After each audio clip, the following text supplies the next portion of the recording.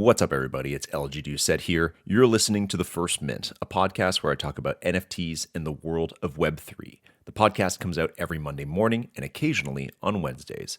If you like this content and you want some more, feel free to visit our Twitter page at The First Mint. So today's show is with somebody we've spoken to a lot recently, Dave Feldman, the general manager, let's say, of NFL All Day. Obviously, in the last couple of months, we've focused on a lot of other topics in the crypto space, in the NFT space. We've talked about some bigger range stuff, but I firmly believe, as I have from the start of the First Mint, that for crypto to grow, for NFTs to grow, we need to give a lot of normal people who are, like, let's say, crypto curious, some really great and fun first experiences. I think crypto needs to be fun and unique and different, and maybe just an enhancement in some cases of other stuff that we do. And that's what worked so well early on with Top Shot. It was this wild new market. People didn't know what to make of it, but they were very excited to participate. With NFL All Day, also from Dapper, quite similar, of course, in some cases, but also very different. I think we have that same opportunity to bring people in through sport. The NFL has hundreds of millions of fans, not just in the US, but all over the world. And it is really one of the most popular sports there is. Now, of course, there are other football NFT projects, and we actually covered them in a newsletter last week if you want to check them out and go see what they're all about. But with All Day, it really seems like they're trying to create an experience directly linked in with the NFL, licensed by the NFL, and with the NFL's heavy involvement that will speak to the average fan, that'll make the average football fan be like, hey, you know what? I think I want to be part of this. I think I want to go spend $20 on my favorite player and kind of be part of this experience. Dave, who manages the product, worked at the NFL for the better parts of the last decade and was brought over in early February 2021 to not just lead up Top Shot, but clearly to start to lead up the marketing team for all the Dapper products, and now focuses solely, I think, on All Day. I wanted to have Dave on. Obviously, we've asked him a lot of questions on Twitter, everywhere else in the last couple of weeks as the product has launched for the new season in the NFL.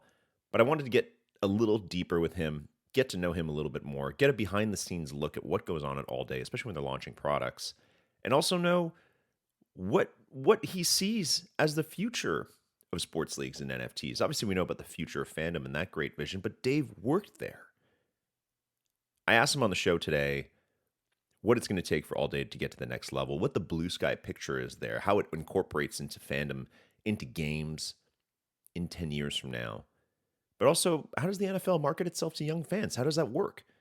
And how are sports leagues really going to be able to harness this new technology, and is that something that's going to happen soon? We also uncover some other little tidbits, such as Dave and his friends own some CryptoPunks. Isn't that kind of cool? And he also mentioned a bunch of really terrible projects last year, like a lot of us did. So listen to my interview with Dave Feldman, the GM of NFL All Day, on The First Mint.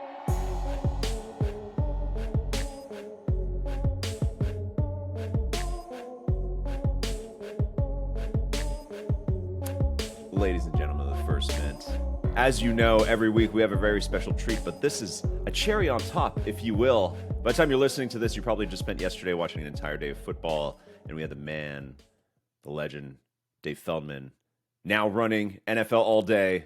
He's on the pod. Dave, I know you listened to the pod in the past. You sent me a message, like I looked it up. It was like February 4th, 2021, being like, hey, great job on the pod. Keep it up. Thank you so much. Now you're here. Now you're on it. How does that feel? It's quite an honor. It's always an honor talking with you, Luke. It's super cool. Football season's here.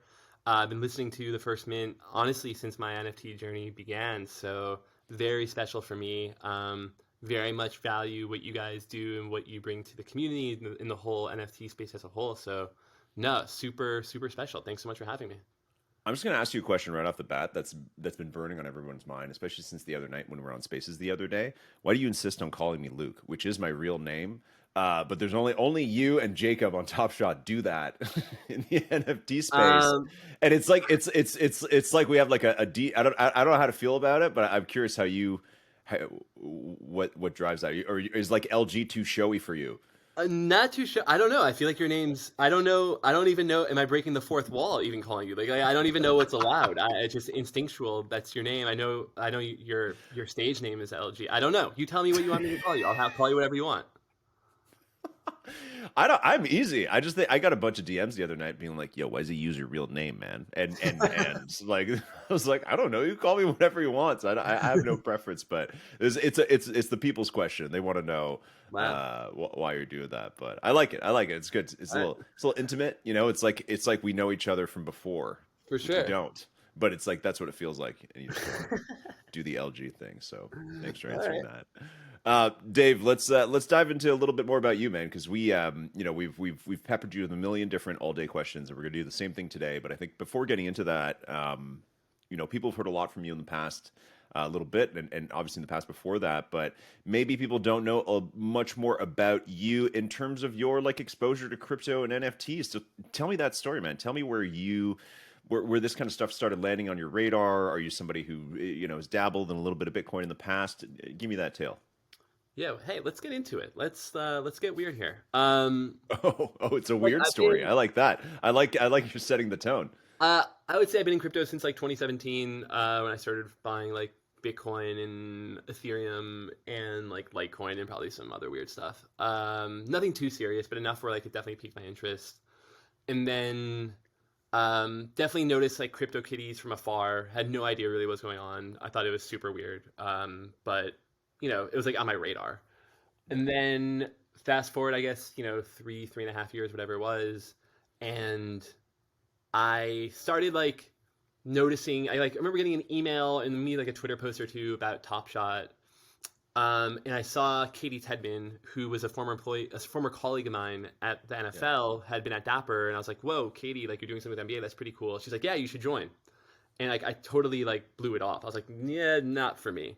And this was like in like December, like before like the real like the real In boom. December 2020, Yeah, she was like, "I'll right? give you like free Yeah. packs and stuff like this. You'll love it." And I was like, "Yeah, Yeah, when cool. the well, you could just do that. Yeah, we could Yeah, just you just be like, hey, you're just my friend. Come in, have some packs. Yeah, yeah." yeah. And I was like, "Yeah, sounds great." Never responded. And then I saw, maybe it was a month later, I read like the Jonathan Bales article, and I'd been like a big believer and follower of Bales for some time, in his like newsletter, and I was like, oh my god, this is it. And like, wow, the way he like wrote about it, it just made perfect sense to me. And I just went to Top Shot, signed up, and I remember, I don't know if it was that night because I don't think there were packs available, so I was like confused, like what's going on here. And then I checked it out. I think either that later that night or the next day. And as a Pistons fan, and I guess a delusional Pistons fan, I was like, oh, I'm gonna buy a Pistons moment. So I bought, my first moment was a Killian Hayes moment.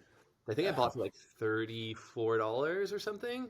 And I was like, wow, that's cool. Killian Hayes, he was a rookie at the time. He might be really good. He's not. But you kind of have that hope. And so I just kind of started getting into it. And then pack drops started happening. And then I started being like, whoa, okay, this is really cool. And then I just bought a lot of stuff. Like I really kind of invested like a good amount and started telling literally everyone I knew, like, hey, you gotta get into Top Shot, gotta get into Top Shot, gotta get into Top Shot. Started listening to the first mint. yeah. Yeah, I was just like fully in, and like that was my gateway to NFTs, and obviously my entryway into Dapper as well.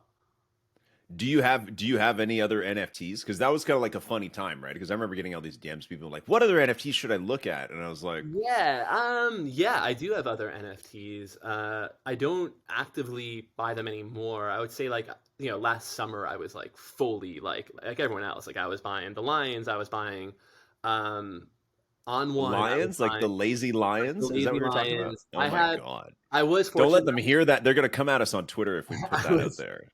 I was fortunate enough to early on to buy a couple of CryptoPunks with some friends of mine. That like Oh, I was just like, these look cool. I think they might have some long term yeah, value. So I did all right there. Uh, sweet. and That's legit. and what else? Oh, Knights of Degen. I have a bunch of Knights of Degen. I just like believe in that Right. team. Yeah. I have a few others. I honestly haven't checked in some time. But yeah, I mean, I'm definitely fully like was fully in the space. I still have in my portfolio, but I don't actively buy NFTs at this point.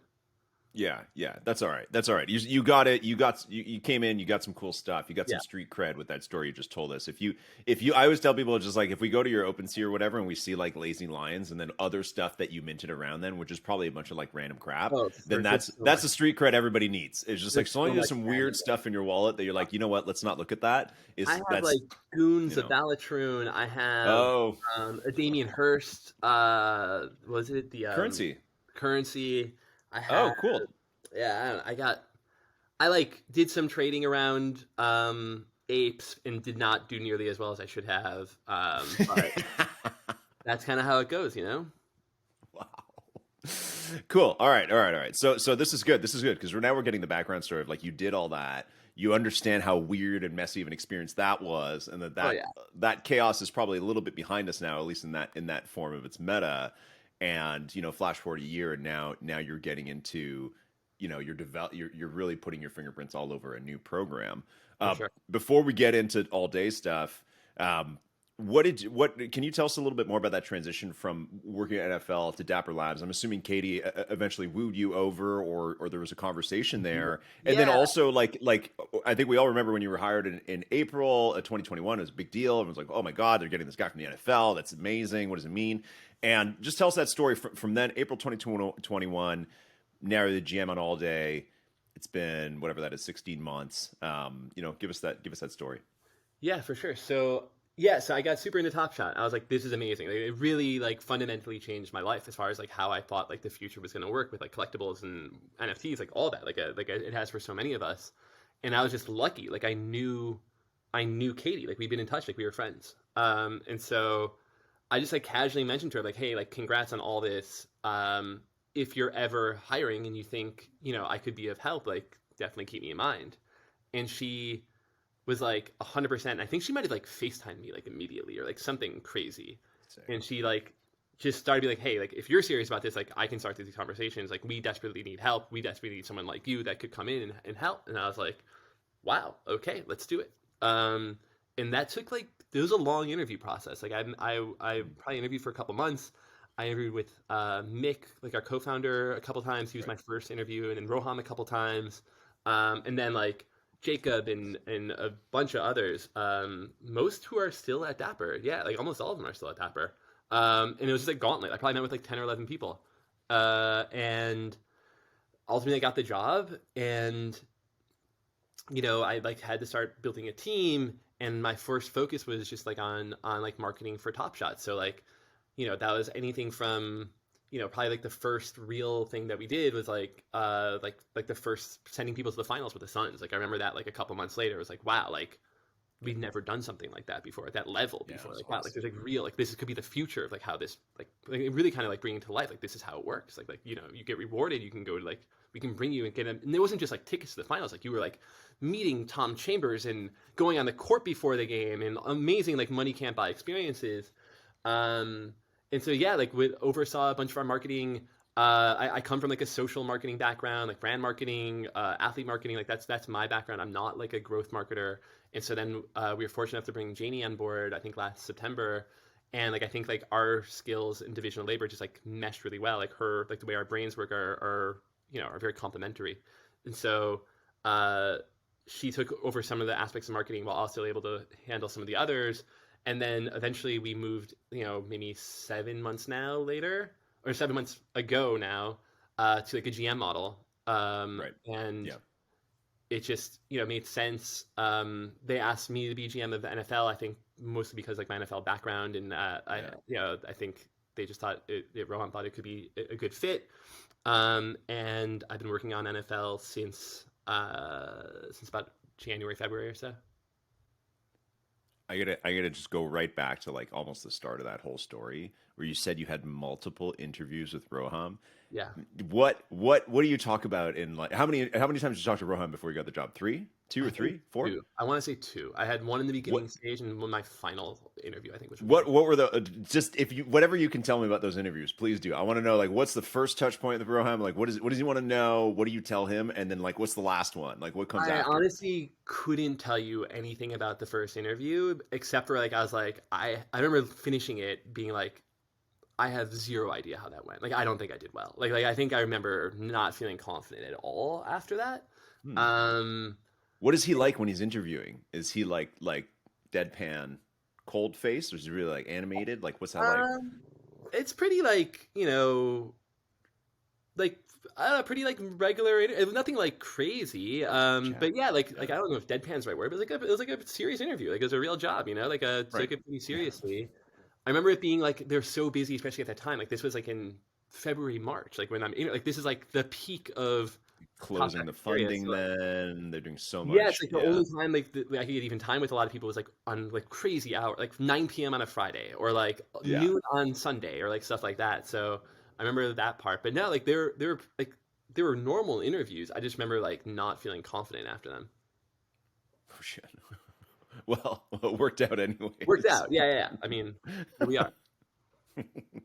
What has it been like to move from like because even when you came on and then you brought on the team and you kind of recruited from multiple different kind of sports properties, sports leagues. My opinion at the time, I was like, this is a tough challenge because you guys are all coming from places where it's like people know the NFL, people know football. Sunday is football day. Marking the NFL, I'm sure is a lot of hard work. It's challenging, but you walk into a bar, everybody knows what football is, everybody knows what the NFL is, everybody knows who Tom Brady is. That's not anything new. But you walk in a bar, nobody knows what an NFT is.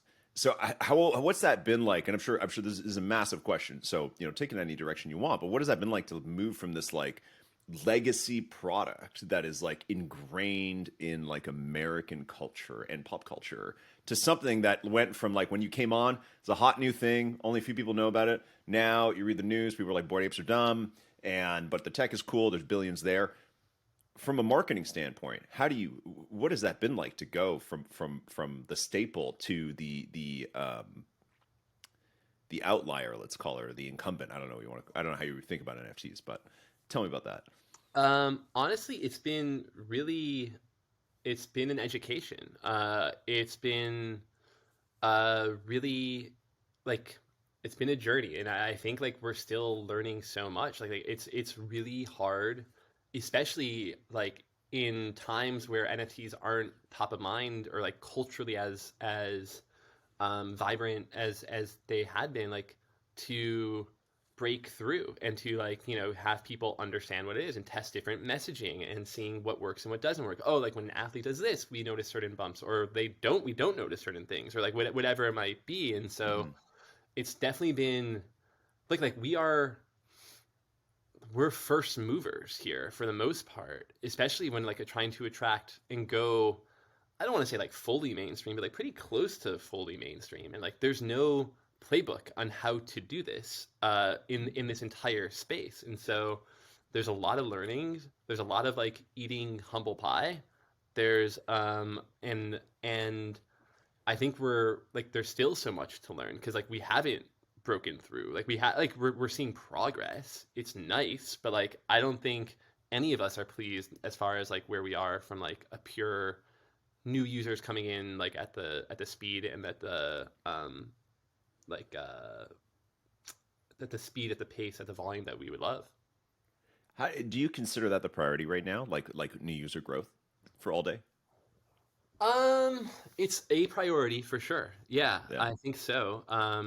Look, I think in order to have like a vibrant, successful product or project, like you're going to need new collectors in the space. And Mhm. we've gotten some. So like we're like and clearly we're seeing some really nice signals and momentum from our current community. And but I think like for this to be a generational product and for everyone to have a great time, like we have to go from having hundreds of thousands or low hundreds of thousands of signups to millions. And I think we're seeing signals that we'll get there, but like it'll take a little bit of time. How do you rank the priorities then internally, right? As the GM, like how do you work?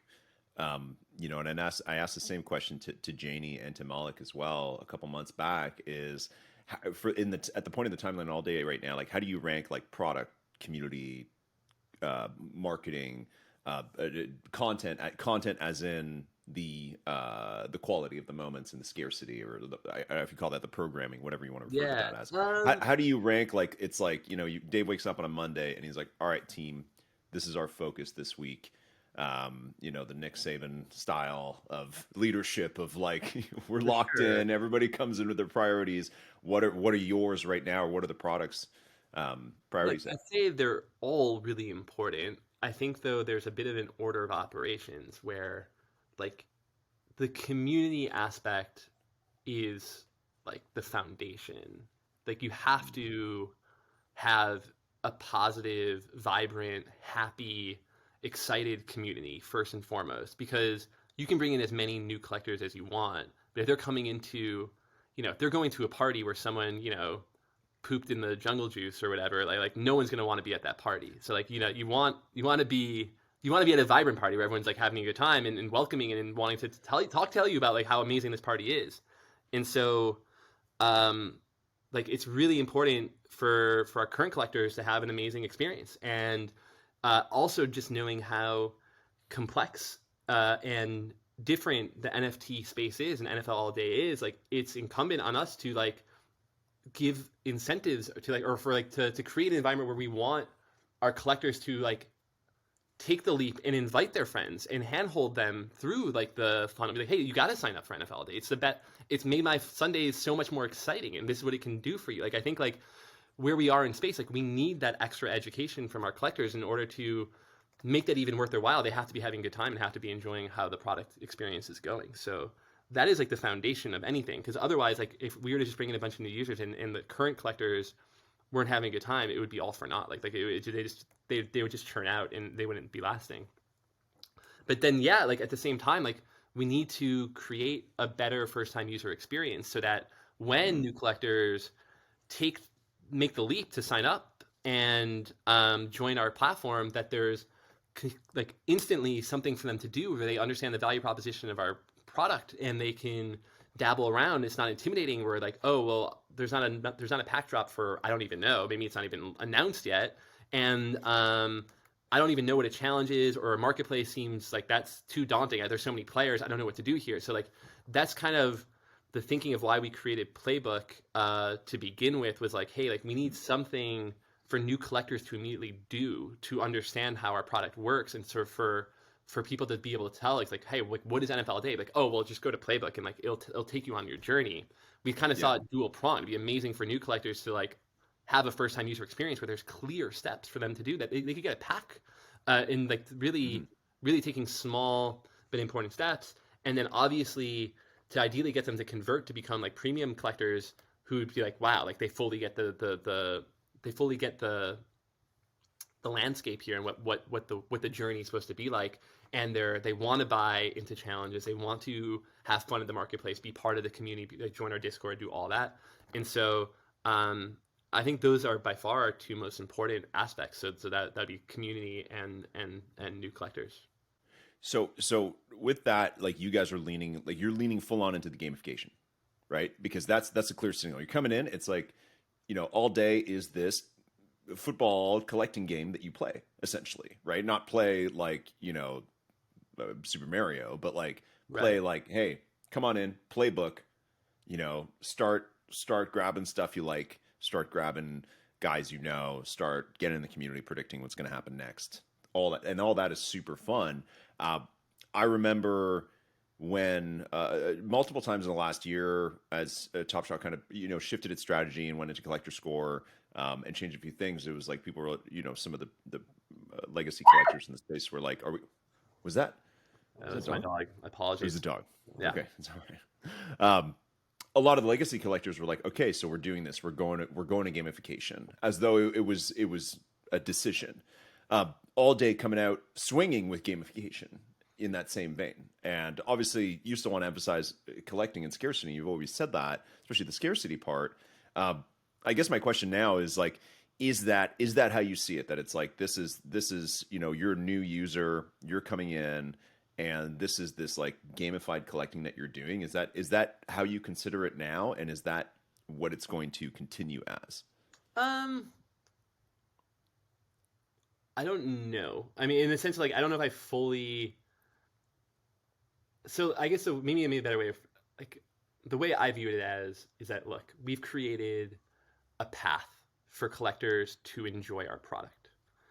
This isn't the only offering our product has. This is an offering our product has that we think is like a very fandom first, um, like very native to the sport, rooted in football that we think a lot of collectors will enjoy. But we also know that we have incredibly high value collectibles that are part of this experience also, and that like being a fervent collector can be a gateway to being a high value collector, or maybe or like being a an ultimate moment collector or whatever it might be. And those are really important collectors too. I think it's just more so like, hey, like I think from my vantage point, like as the GM was, hey, like we need to do something that gets like that one like mirrors like we're fortunate. The football week is like such a scheduled week. It's like a religious experience. Like Thursday and Sunday and Monday I do this. It's like cool. Like that makes our job easier to a certain extent. Like let's do something. Let's create a path where we can really complement the football journey and get new collectors and current collectors really excited about our product and really understand our product, especially from the new collector standpoint from that regard. Right. And so that's not to say that like, oh, okay, so we're just like a gamified journey. Like well, we are that, but we also are a product where you can buy like an Odell Beckham moment on our marketplace that's only minted to 10. That is like, one of the holy grails of our product, and that will live in football history for the rest of time. And so like those two things, one, aren't mutually exclusive. Obviously, there's ways where we can weave in those moments into Playbook if we want. But I think it's also like, hey, like we need like to get people to understand how our product works and our product offerings as a good gateway to some of our other higher end collectibles as well. Let's say let's play a little blue sky exercise where you have infinite budget and every single football fan, NFL fan, big or small, new or old, whatever other categories there are, is like, I'm ready to sign up for all day. They start playing. What does that look like at the scale of 50 million fans, 100 million people on the platform? What do they do all day on all day? That's a really good question. We went from like, hey, you gamified the product to like, when you have 100 million people, what are you gonna do?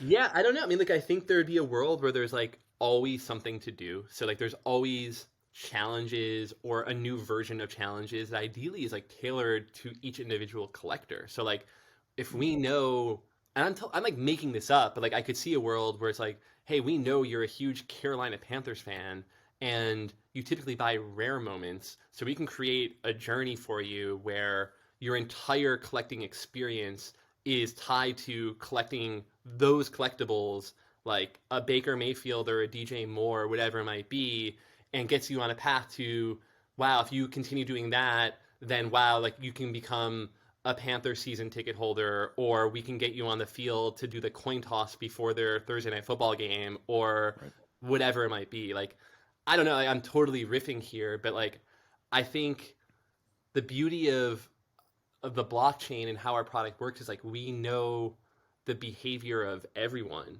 and so like that can be really taken to our advantage. Like, wow, so you were at the game last night, here's here's a pack specific for you that just because you're at the game you can get, or maybe you get first dibs on it or whatever it might be. I don't know, but like I think there's just so much we can lean into, like the fandom element of it Hmm. that mirrors your collecting habits, that can really make this like an incredibly tailored, customized experience for you that will just only elevate your NFL fandom.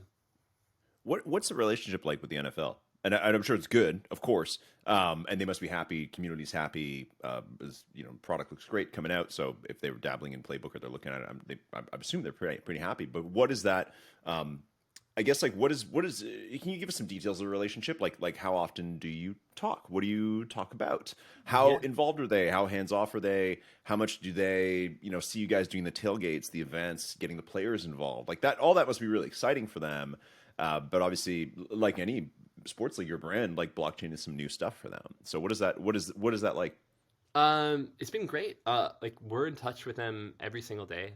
We have a partnerships team who's in touch with them every hour. Or, every day for Wow, sure. I would cool. say Yeah, I'm probably in meetings with our NFL partners 3 to 4 times a week, like something like a lot. sure. Yeah, yeah. And look, they're super engaged. They're super interested. They want to learn. They want to understand why we want to do certain things. They want to understand why we wanted to do playbook. When we pitched it to them a few months ago, they wanted to understand like why burning's important, why like stuff like that. Like I think like they're super curious. They're super engaged. They very much push us to like make the best product that we possibly can. I think we're both aligned, and it's in all of our best interest to take this as far as we can take it. And they've been great. They're super active. Like they are a key part of what we do. And so, what better brand to align yourself with than them? Are they allowed to play? I believe NFL employees are allowed to play NFL all day. I hope so, man. Yeah, It must be painful to not actually be able to like participate. I yeah, know. There's been whispers of like the Dapper play policy, so hopefully that comes out soon. But it's like it must be really hard, honestly, to not yeah. be No, able to for do sure. I much. It's mean, so good.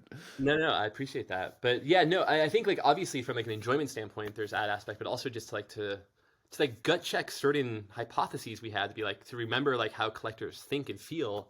I think that Mhm. would, like, there's benefits there too. But luckily, like we have been able to test certain things with collectors before we announce certain products. Obviously under like NDA and stuff like that, to make sure Yeah. that at least our hypotheses are in line with collectors' expectations and thinking.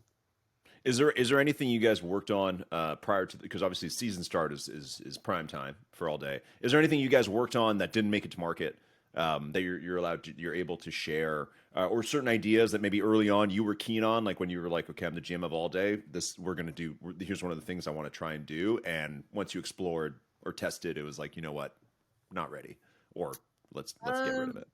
I wouldn't say that. I think there's like still a lot that we want to do. That just like Okay, from a pure prioritization standpoint, we haven't been able to do it yet. Like makes sense. ideally, a year from now or 10 weeks from now, the offerings of what we can do within Playbook will be far more robust than like what you can do right now. So like logins, marketplace, like these are important things, but Yeah. like I think it's only going to be to our advantage to make it feel much more diverse as far as the offerings. And so I think there's definitely other things that we want to get included in there. I think like really figuring out rewards and how that works and how Playbook integrates into that will be really important and something that we definitely want to get on very soon. And stuff that we're already like quite thinking about a lot. And so yeah, like I think, and also like like we get like like selling packs on the marketplace. Like that's like a thing that a lot of people want and ask for, and they have every right to. It's just like literally like when you're building a product like ours, there's opportunity cost to every single decision that we make. Like when we're taking bets, they're big bets. Like it's at the expense of other things that we could be doing. Right. It's really comes down to like prioritization, and then there's other things that I can't really talk about that I think will be really great experiences for our current collectors and also potentially great growth levers for us that hopefully we'll be able to do sooner than later. What is that feeling like? I asked you guys on Spaces the other day. Obviously, you guys were really excited that Playbook was out and that people were happy with it. But like, walk me through that feeling of like, okay, gang, today we're unveiling Playbook.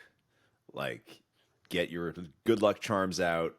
Whatever that is, your morning ritual, and let's like, are you when that comes out? Are you hoping for like immediately people on Discord and Twitter are like, this is amazing? Are you hoping for everybody goes and signs up and does the stuff like the user count comes in and the conversions come in or whatever the metrics are you're looking for?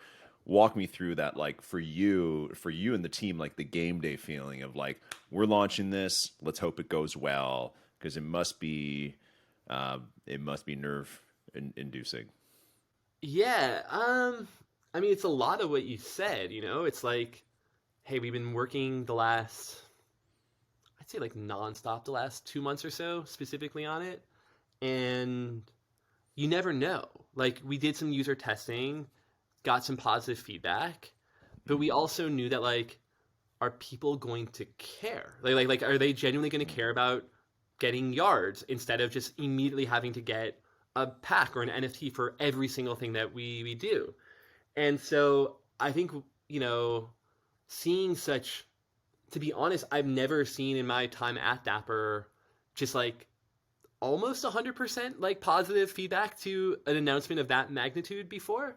And so that was like an amazing feeling, obviously. They kind of validated our hypothesis. And, you know, it was great to see that what we thought and what our game design team specifically thought would like really benefit our collecting experience was validated, that it actually was reality.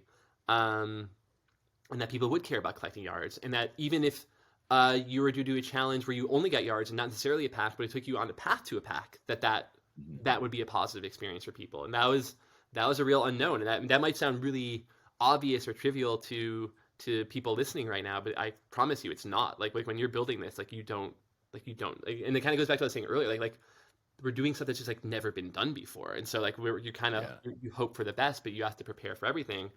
Um, and then yeah, obviously also very much like, you know, we brought in a good amount of new collectors since open beta launch, so kind of just starting to see like, are new collectors playing with this? Is this only for people who have been like obsessed doing Top Shot Flash challenges, who now are playing on NFL all day? Like, is it only for them? And like we're starting to see it's not just for them, like that, which is like very nice to see. So um, yeah, I think it's all that. It's definitely scouring Twitter and Discord myself, or like, you know, maybe I'm in meetings, and so like I'm just getting updates from AJ and the community team to be like how's it going, guys? Like what's the deal? And so, no, very exciting day, and it was awesome to see.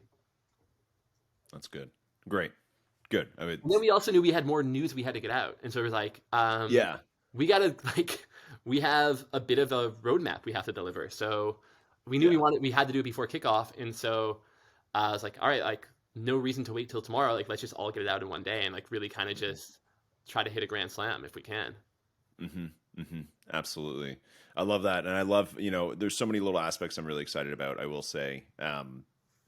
Especially to me, like timing and like presentation are so important in the NFT space, because you're essentially like rolling out stuff that's going to impact people's like bottom line in one way, even if they're just spending $10, like it's still important. So I'm really curious to see, and I love the layout of like, you know, even now we're recording this on Saturday. You know, tomorrow morning, 9 a.m. Pacific, it's like the new challenges come out, you know, and then there's so many possibilities, because then people are going to be watching the games and they got to be, you know, whatever the challenges are, it's like, okay, I'm gonna have to go get so and so, maybe because I got to watch the games. Then mid game they're like, oh, you know, this person's having a big game, or this just happened, and that's going to change the outcome. So you've kind of inserted another layer to that daily experience on a Sunday for people with, who watch football. And you know, you're going to create like a really good like viral stunt there, or not, a bit of virality, kind of like early days of Top Shot, where somebody's going to be sitting there watching football with their friends, and then someone's going to score a touchdown and be like, oh my God, I have to go get this unknown player on the marketplace right now so I can do this challenge later. And all the buddies are going to be like, what are you talking about? And he's like, shit, you know what? Gabe Davis just went from $22 to $90, and now I'm screwed. And, you know, it's going to create a bit of that viral effect, hopefully, right? Or at least that's how I envision it. I'm sure other people are going to have different experiences, but I love that. I love that kind of decision-making. I guess you know what? Now I'm just spouting off what I like, so I wasn't really going anywhere with that. But just talk, yeah, just tell. Well, no, listen. But if the challenges suck tomorrow, Dave, we're gonna come for you. 100%. We'll delete this entire portion. Yeah. No, but I'm saying is that it's like, I think integrating into the game that way is super important. And kind of where I'm going with this is I kind of want to have a bit of a larger conversation with you. You know, in this the kind of second half of our show here, about like sports and fandom and your experience, because you know, your whole career has been there. We'll start small and then kind of go to some bigger questions. In terms of fantasy sports, right? You're at the NFL for so long. The NFL to me is fantasy sports. Like football is fantasy sports. Like, you know, there's lots. I've played so many hockey leagues, basketball leagues, soccer, you know, everything. You do baseball. There's so many other sports you can play fantasy, but really like you know, none of those other sports have had shows like the league that come out. That's like, here's 5 seasons of these dudes playing their fantasy sport for this game. What like, and obviously you guys are incorporating some kind of element like that. I guess in your experience in the NFL, um, like how tied is the average fan into uh like I don't know if betting's the wrong word, but like how tied is the average fan into going like the next step with their fandom? Like how many fans are just like, I just like watching the games. I'm just sitting with my beer with my buddies. We're gonna do it. And how many people are like, hey, you know what? Patriots are playing today. I put $5 on the game. What is that split like in terms of the NFL demographic? Like paint that picture for us because you were there for so long. You must have a pretty good sense of what that is if you're able to say. Yeah, I mean, I don't have the data in front of me, but I can tell you that like look the TAM or the total addressable market for like where we think NFL day can be, it's like massive, right? I mean, it's like anyone who collects things, anyone who uh likes collecting things that have like an economic angle to it. So, sure, there's like the collectibles like trading cards, which we know is like a multi-billion dollar um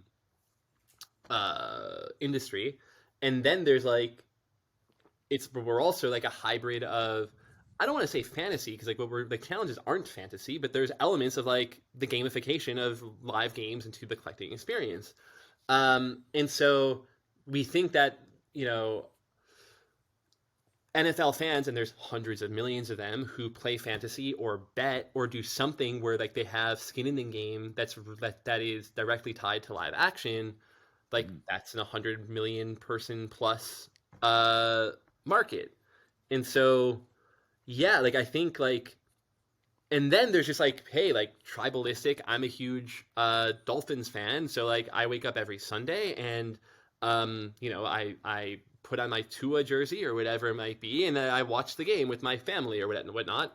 And like I think we actually can attract a lot of people there. It's like, well, of course, then you just watch Tua throw that touchdown to Tyreek Hill. Like now you can own that moment of Tua throwing that touchdown to Tyreek Hill. And like I think, especially when you're saying like when we have tens of millions of collectors, like, what's that experience like? Well, that'll be a key part of it, right? Like, like, wow, we'll be Mhm. able to know, like, especially like as the NFL even goes more digital, where they probably like at Amazon, there's probably some data they can start accumulating of what their viewers are watching. Where it's like, well, like we actually know you watched this Thursday football game, so you can actually get a moment from. Like, I think there's a world where that could happen in not this season, but like down the line. So I think it's a massive market. I think like the NFL has done just such an amazing job of not just building their brand, but leaning into like fan behavior in a way that just kind of makes everyone feel part of like the overall NFL experience, despite the fact that they might all be in different like pockets of NFL fandom. And I think that as we evolve as a product and we mature and we can attract a lot of different tentacles within there. What how much does the NFL focus on young fans right now? Because Tremendously. that's the tell me about that though. Like, because you and I are, I don't, well, I don't, actually, I don't remember if you ever told me how old you are, but we're older millennials. I think is like we have this like special designation as like the weirdos who grew up with analog, but then as soon as we're adults, we had like digital. We're in that sliver. But then a lot of NFT collectors, to my surprise, are like 22, and or at least in the current like people that had apes and stuff. Obviously Gen Z a huge focus right now for all sports leagues for a lot of brands as well. What is that like for the NFL? How do they do that? How much do they emphasize that versus their kind of like probably legacy fan who's Yeah. probably a little bit older with No, like family. I think the NFL has done an amazing job leading into youth, and this honestly ties directly to the hiring of Tim Ellis as as the NFL's chief marketing officer. Mm, And that happened about 4 years ago. And Tim came in. He was at Activision for some time, and he was I worked under him, or I was in his group, and his immediate focus is like we need to get younger. We need to focus on younger fans. And so like mm, we created like a whole like influencer arm of like the marketing team. Really kind of elevated my team, which is a social media team, to get mm, like not just more resources to better our channels, but also to have more influence across the entire organization. To be like guys, like we got to listen to them. Like when we're thinking like new ideas for Pro Bowl or like whatever, like this has to be a team that we're listening to.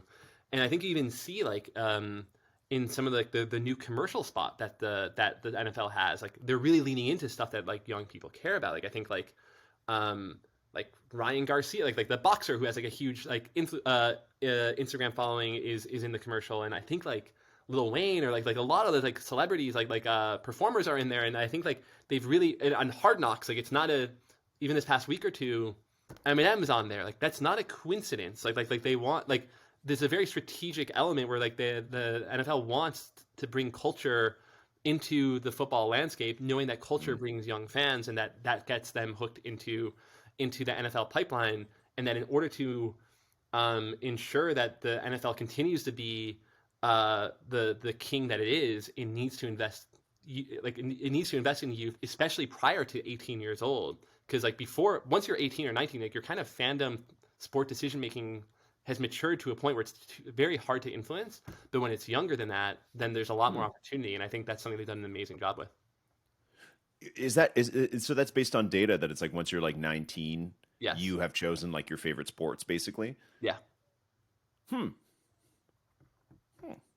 I didn't know that. Is that just based on like you just mature and it's based on like do you have anything else that's based on I like couldn't what you tell you like watched, what your culture, like what you played? I I'm couldn't tell you assuming exactly like the why, but I remember right. learning that as like some of the findings that we had from like our data marketing team. That's like we need to make sure like we hit like a certain demographic by a certain age, and like there's a lot of Mm. conviction and strong data to back that.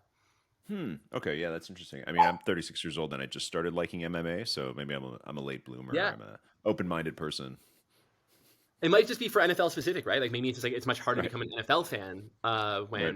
when you're older, and also like obviously also like the younger you become an NFL fan, the more money you're going to spend on NFL Yeah. things throughout your life Yeah. than older. So there's that That's fair. component as well. Yeah. What in your opinion is somebody who is probably like you're the closest expert we've had to this type who can answer this type of question, like what do sports leagues do well in terms of their marketing and what do they not do well? Um, I think sports leagues do an amazing job around their tent poles. Like I think like Super Bowl week, you know it's Super Bowl week, and if you're in the Super Bowl city, you will have experiences that you like literally will never be able to have anywhere else. Um, if it's UFC fight week, like everyone who's a UFC fan knows what happened with Nate Diaz and Khamzat Chimaev last night, and they know that tonight, sorry, you got people listening this Monday. They know that Saturday night, Diaz that fought Ferguson and why that happened and like stuff like that. Like I think Yeah. whether it's UFC or NFL or NBA, you know when it's tip off, you know the finals, and you're like, wow, Giannis or whatever it might be. Like I think they do an amazing job leading into their tent poles. Um, what they don't do well, I don't know. I think like they've done a really. I think like they've.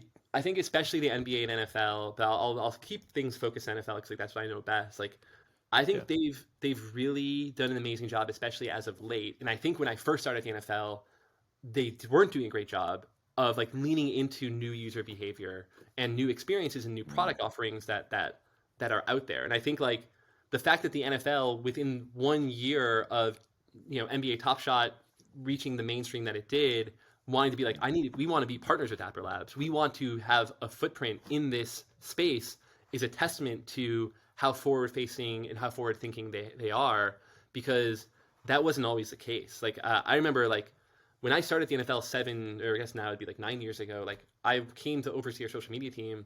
Our social media team was like 2 people. And I had Right. left an MLB social media team where I had overseen social media at MLB, where like we had like 30 people. And it was like, guys, like there's a huge gap here where we need to go. And I think especially in the last 10 years or so, they've done an amazing Yeah. job modernizing and leading into just like new collect no sorry not collectors like new fan behavior. And I Yeah. think like them leading into like the NFL Plus app, them leading into Amazon being on Thursday Night Football, but digitally first. Like I think these are all reflections of that. How effective is athlete marketing? Like, this is something I've been very curious about because it's like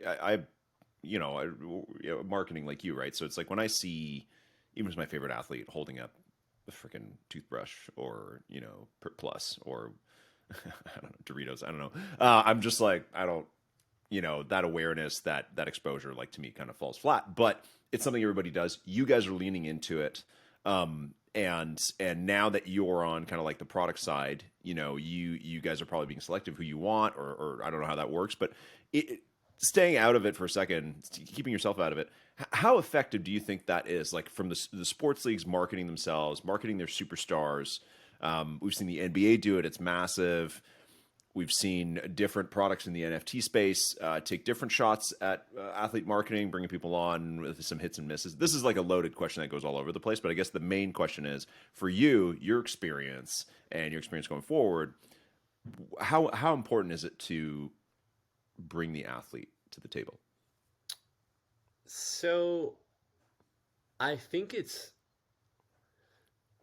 there's a lot of dimensions here. So if what I'm saying doesn't make sense, just like chime in and I can bring it back on the rails. But Sure. I think at the core, it's very important in the sense that there's no bigger validation of like the coolness of a product or the viability of the product or the um, the validation of a product than a notable athlete engaging with the product and representing the product. However, that becomes quickly compromised and can backfire quickly if it's not authentic and it feels forced or wasn't delivered in the right way. And so I think like having athletes who genuinely engage with the product, care about the product, engage with the community about the product is really valuable, both from being a new touch point for prospective collectors to be like, oh, okay, like I've seen the NFL All Day commercial, and now a second touch point is like, oh, I actually just saw something where like Odell Beckham bought his moment, or Richard Sherman's been like feverishly buying his moment. Like, oh, okay, like that's another reason where like maybe I should start checking it out, and then also it can like galvanize our current community, like, oh my god, like I'm in the right place because like these players are doing something that like they even enjoy. And I remember I was actually I was at a summit in the off season at the NFL summit. It was at the NFL draft, and it was just like partners of the league, and like we're there, like whatever, Gatorade's there, ESPN's there, like all their key partners. And I remember Rohan was on a panel with oh man, I'm blanking on his name, Calvin Beachum, with the offensive tackle on the Calvin Beachum. Yeah. He's like a very pronounced. He's in the NFT space, but he's like a very well-respected, tenured NFL veteran. He's on the Cardinals, Cool. he's on the Jets, like all Yeah. these. He's a very well-known player. And they're talking about like, hey, like how are NFTs like resonating with athletes right now? And Kelvin was like, look, to be honest, the days like this past year has really been enlightening. Where it used to always be like players in the locker room were talking about the new jewelry that they have or the new car that they're thinking about buying, but they're honestly walking around showing like the NFTs that are in their collection now, or they're talking about NFTs. Like it's really kind of like broken through as far as like how players like broken through like football locker room culture. And I think like for us that's like a signal to us where it's like, hey, Dior, who oversees our athlete marketing team, Yeah. a ton of players. You came from the NFLPA. Like if you ever see players that are interested, like we need to make sure that we're there for them, or that like if there are teams who are willing for us to go chat with their players or something, like we need to like make that priority, because I think that leans into like the authenticity of that players actually care and want to engage versus like I think we just learned very quickly, like because of the blockchain, like there's no just like we don't know that like if I don't even know, like, if Baker Mayfield's doing a Doritos commercial, I have no idea if he does or not. Like, I don't know after the camera's on, if he's ever eating Doritos again, right? And no one knows, right? Unless like you're hanging out with Baker, Yeah. you have no idea how much Yeah. Doritos he's intaking. Yeah. But you Yeah. know how active people are because of the blockchain within our products, and that's something that our community is like they're hawkish about. They're super they can suss that out. And so I think like that's where leaning into like natural behavior and players who show authentic interest is of paramount value. That was much better. That was a much more elaborate answer than I thought you were going to give me about the athlete question. What I could bring this back to what I asked you earlier about the blue sky part of all day. Where like is what you described with your kind of like there's something for every fan, everybody can get in there. Is that something that is that something that can work for every league? Is that where a lot of the leagues are going to go with all this? Because we're seeing investment across the board now, right? We're seeing everybody's kind of like putting their putting their seeds into blockchain stuff. So Rare has some of the licenses now just for fantasy stuff. We're seeing some leagues kind of spread that across the board, trying a lot of different cool stuff. Are we looking at like this tokenized future in 5 or 10 years of like, hey, every sports league has this blockchain division? Even like you were saying, like, social media, you went from one league, there's a team of 30, you went to another league, team of two, right? And you modernize that, and now it's like, yes, like brands must be number one social media. It's very important.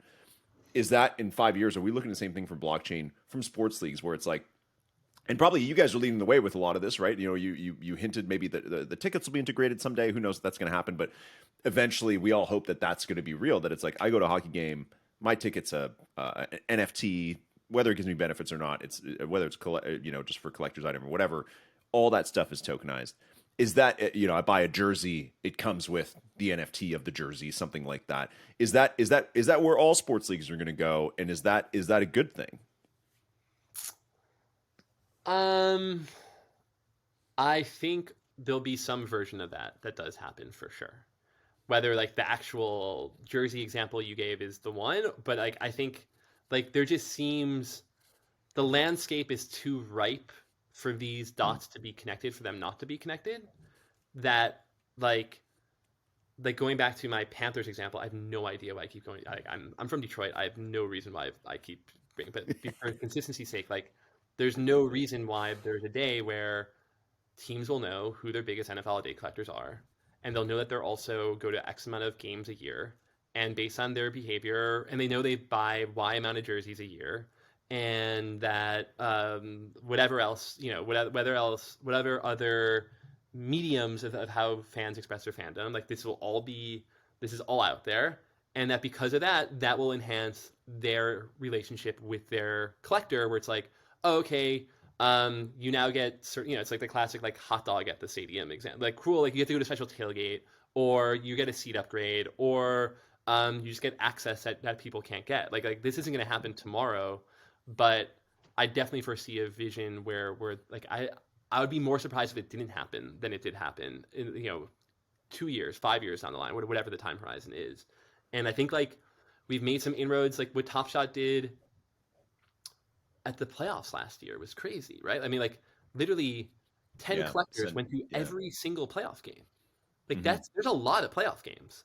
And we like that's amazing. And I think that is just like the prelude for I think what can happen down the line as our products mature, as well as like the NFT landscape matures as a whole. When are we going to get discounts on hot dogs for holding all day moments? I know Quad is going to be disappointed if I don't ask that. Yeah, I don't know. We have our own hot dog division at Dapper, so that's all they're thinking about. It's just not just the hot dogs. You also get like, is there relish? Is there onions or mustard? Like it's a whole thing. I don't know. Like I think Yeah. Premium I hot joke, dog. but like I think I don't know. I hope to say that day will come sooner than later. Right on. Okay. I've got a few questions from our community. Please. We pulled our first mint community, and these are more granular. Obviously, I wanted to have you on and kind of talk, more holistic. So thank you for sharing your thoughts there. And I think it's really nice to have somebody who has that experience at the really high level in the sports leagues and give us a little look behind the curtain in terms of what the thinking is and what works, what doesn't. So thank you, Dave. Uh, we're gonna get a little bit more granular with questions about all day. So I'm just gonna read them off from you. KJ asks, how do you plan to keep older moments more valuable, or how do you keep older moments valuable when more supply and plays come out?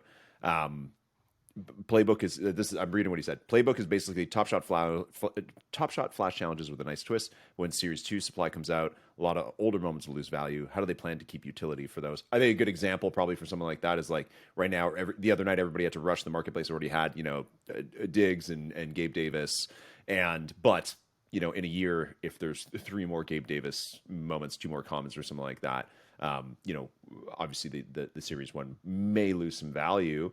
How do you guys approach that? Um, I think it's a really good question. I think there's a couple different aspects to that answer. There's one is that there are things we can do, whether it's through crafting or other mechanics, um, to ensure that all moments within a player's spectrum of moments are special and have I don't like using the word value, but like are are at a place where collectors will be happy. Um, there's that aspect, and then there's also the aspect within Playbook where like there's different levers we can pull as far as like what the type of moment, right? Like yesterday for the Flash challenge we had for Thursday night, it was any moment from Cooper Cup or Gabe Davis or Stephon Diggs. And obviously Davis only has one, I believe. Maybe he has a legendary also, honestly I forget. So like but he only had one common. Cooper Cup had multiples. He has multiple types of different tiers. And so it could have been like we could have been like, hey, you need to have a rare Cooper Cup for this one. But the rest could be common. So like I think there's certain things we can do um, to at least from a challenge perspective shine light on different types of moments within a player's own respective ecosystem as well. Okay, good. A little couple nuggets there. From Glee 23, what aspects of Top Shot does Dave eventually want to build into NFL All Day? He previously mentioned having mixed feelings on gifting, so curious about other things too, such as offers, priority queues, RSVP drops, trade tickets, etc. Yeah, those are all great. Those are all things that we definitely are thinking about. I think RSVP queue is definitely one that is probably most interesting to me of the ones that you just said. Just where like our drop experience isn't where we want it to be.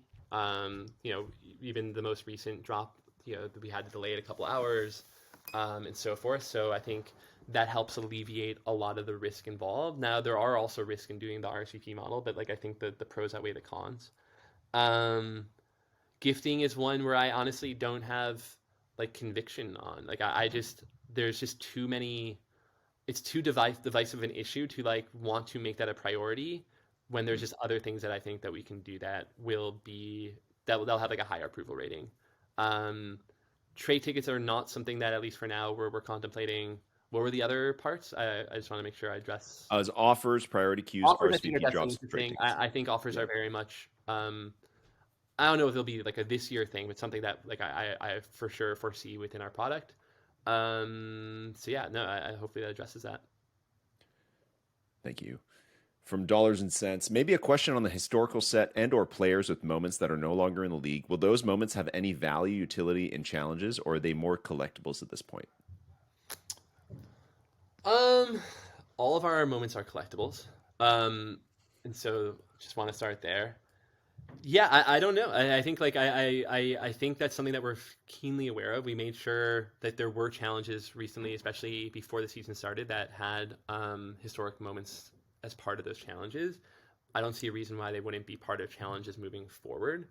Um, but obviously, our product is like we want to make sure that we're tied to game action. So I think it's probably safe to say from a pure like flash challenge perspective, or however you want to call these types of challenge, like post game challenges. I think that's what we're calling them. Like probably lean more towards current players than retired players. I think that makes sense. But I think it's also pretty awesome to be able to like own a Calvin Johnson moment or own Odell Beckham's catch. Like I think like so yeah. I think it kind of is just like what flavor of NFL All Day do you want to experience? Where your priorities lie.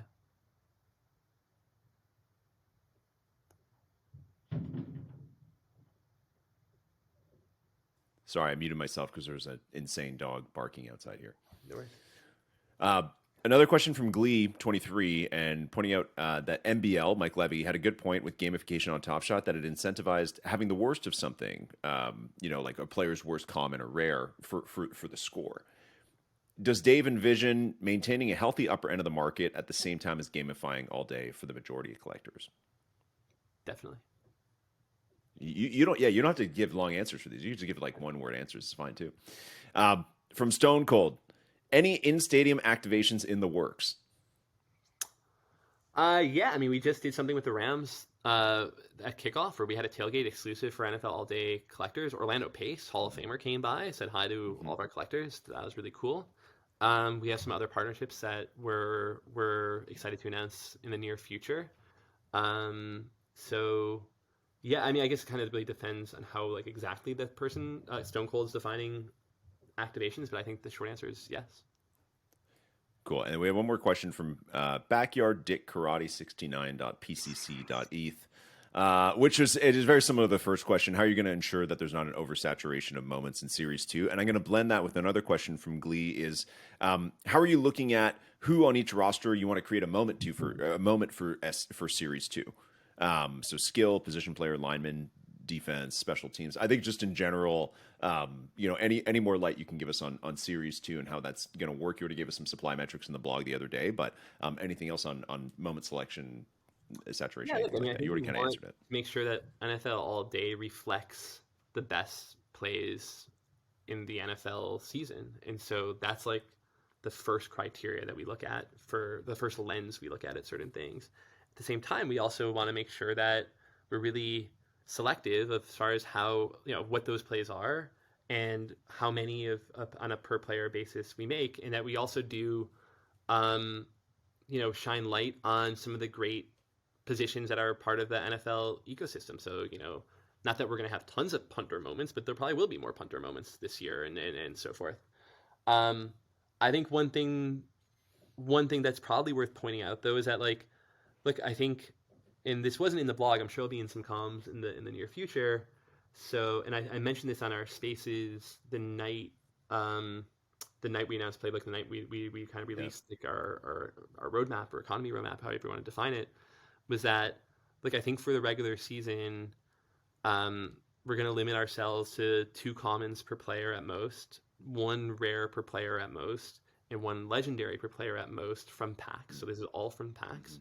And that if for whatever reason, whether there's just because something amazing happens on the field that would necessitate a new moment in those respective tiers that we've already, even though we've already had a rare, we might want to put another rare, or there might be a good reason from a pure like engagement standpoint that we're like, wow, like there's something special for Monday Night Football we can do if we release another Patrick Mahomes rare moment or whatever it might be. That if we were to do that, it would be purely from a rewards or airdrop mechanism. It wouldn't be through packs. And we would only do potentially 1 more outside of the thresholds per the respective tier that I had just said.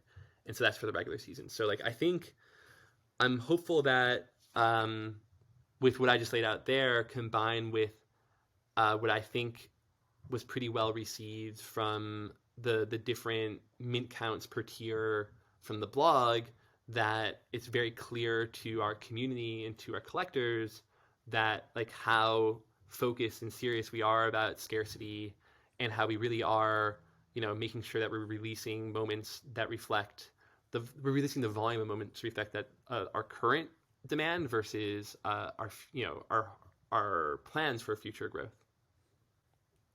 Awesome. All right, Dave, you've been fantastic on the show. We've been at this for over an hour. Wow. You listen to the show in the past, so you know what happens at the end. Oh Is we man. play a game Let's do it. called Would You Rather, and you've given us some great nuggets on the show today that are going to be incorporated into the game. So we're going to kick right off. We're going to get right into it. Really easy one. Really easy one. Would you rather you had bought tons of Bitcoin 2017 at whatever the low was? I don't know, whatever, after the lull, like whatever it went down to, like 2 or 3 grand. Let's say you just sunk tons of money into that. Or you hadn't, it sounds like you fumbled some Bored Apes. Would you rather have a bigger stack of Bitcoin or Bored Apes at this point? Um, Man, I would love to have a big stack of both. I don't know. I think they're both. I mean, I guess Bitcoin just because I've been in it for longer. But like I don't want that to be like a I don't want to like start some like dapper Yuka beat. Like I think I have a ton of respect for Bored Ape and what they're doing. Um, but yeah, I think if you have a stack of either, you're probably in really good shape long term. Oh, come on, man. That's not Yeah, a real yeah. answer. There's total vanilla pudding Awful. answer. Okay, well, these next ones you can't do that with. Would you rather the Super Bowl ends on some kind of Hail Mary amazing play, or something like, like the Tyree like helmet catch, like something that's just totally berserk like that. And let's just say who's the Super Bowl favorite this year? Like the Bills? Yeah. Okay, it's not gonna, the Bills won't win. Whoever the next one is after that, like who's the second favorite to win the Super Chiefs Bowl? probably, maybe the Niners. Chiefs. Okay, whatever. What are the typical team? Let's say the Chiefs win again. Um, at the end, they throw a pass. Mahomes, they lift him up on the shoulders, and he's like, put that on all day. Yeah, best marketing ever. Or he doesn't make that pass because the Lions win the Super Bowl. Oh, definitely the former. I mean, like for Mahomes to do it would be incredible. Wow. The Lions winning, so I'm a Lions fan. Like people ask me versions of that question, like, oh, like would you rather the Pistons win another championship or the Lions win a championship? And like you don't understand, like living as a Lions fan, like your brain can't like even allow itself to think that there's a world where that could exist. And so it becomes like a full like fake like alternate universe where that could possibly happen. So like I would never allow myself to even entertain that as a possibility. It's like being Protestant. It's like your life is about suffering. Just you're like this is our world. Exactly. things are hard for a reason. Totally. Okay, last one, and this one is based on something really random that you said during the show. Okay, would you rather you guys put out the playbook and it was a negative reaction, or you're at a party, whatever, NFL all day party, something, and you go to drink the jungle juice and somebody has pooped in it? Yeah, I mean, I definitely don't want to. I mean, And you're drinking it. You're drinking it, not like you pour yourself some jungle juice. I don't even know what jungle juice is. I would But rather. no, you're like, and you're so thirsty, so man. you're like gulp gulp gulp. You just a friggin' liter of it, and then only after do you realize it's pooped in. Or That we all hated playbook. that's the weirdest question I've ever heard. You said poop in the jungle juice. Somebody goes back Yeah, to like the I mean, I 8 minute was mark of this saying that thing. You're I like never pooping in want to jungle go to a juice. party where that happened. Now I have to What actually is jungle juice? First, what is like, jungle juice? like the punch bowl or whatever. That's Who calls it jungle juice? that's a thing. That's a thing. That might just be like the Canadian Detroit. aspect. Yeah, maybe it's a Detroit thing. I guess I would rather drink the spoiled juice. Wow, people in the people in the community, look That's at that. great. Dave is gonna put his body on the line. Yeah. In order for there to Especially be. if I didn't know while I was drinking it that it was, contaminated. If it was post, I only learned it's a much better experience. No, that'll like mess you up, man. You can't drink. You It's, can't eat that. You can't drink that. That's terrible. I think we're that. That's the fun of the game. Yeah, exactly. All right, Dave. It's the very end. Give us all the alpha you promised you would share on the show. I said it all. Thank you all.